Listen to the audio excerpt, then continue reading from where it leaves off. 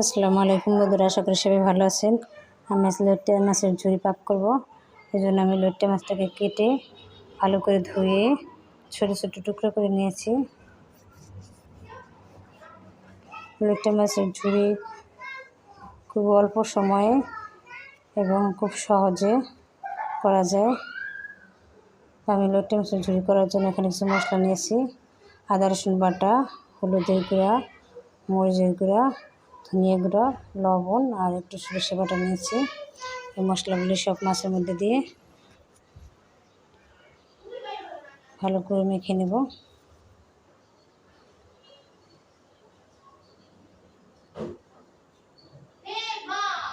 সাথে একটু সরিষার তেল দিয়ে নেব। সরিষার তেল দিলে সুন্দর একটা ঘ্রাণ আসে।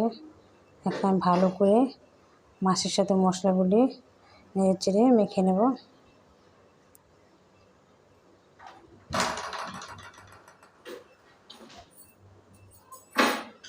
লইট্টা মাছের সাথে গরম ভাত হলে খুবই ভালো লাগে। আমার কাছে তো খুবই ভালো লাগে। আপনারা বাসায় পাক করে খেয়ে দেখবেন, আশা করি আপনাদের কাছে ভালো লাগবে। আমি লইট্টা মাছের ঝুরি রান্না করার জন্য কড়াইতে তেল দিয়েছিলাম। তেলটা গরম হয়ে আসার পর আমি পেঁয়াজ কুচি দিয়ে দিলাম। পেঁয়াজটাকে আজ বেশি ভাজবো না।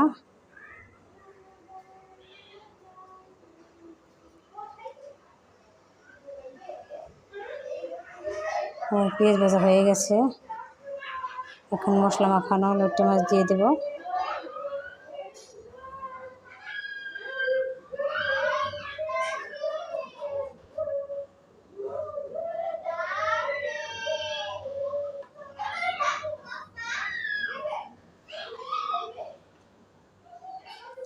লইট্টা মাছের মধ্যে একটু পানি দিয়ে দেবো, অল্প পানি দেবো। এই পানিতে আমি রান্না করব। মাছ থেকে পানি বের হয়ে আসবে।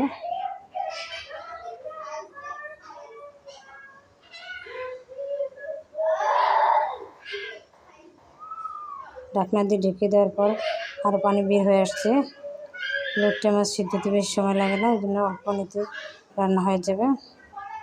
তো আমি পানিটাকে একবারে শুকিয়ে নেব।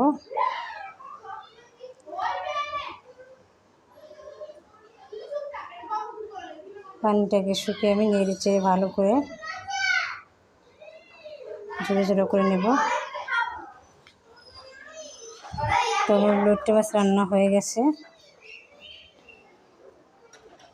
নামিয়ে নেব। আপনারা বাসায় এভাবে করে দেখবেন। তো বন্ধুরা, আজ এ পর্যন্তই। আমার ভিডিওটি ভালো লাগলে লাইক করবেন, শেয়ার করবেন, সেই সঙ্গে সাবস্ক্রাইব করতে ভুলবেন না। আবার ফিরে আসবেন নতুন কোনো রেসিপি নিয়ে। সে পর্যন্ত আপনারা ভালো থাকবেন, সুস্থ থাকবেন, নিরাপদে থাকবেন। আল্লাহ হাফেজ। আসসালামু আলাইকুম।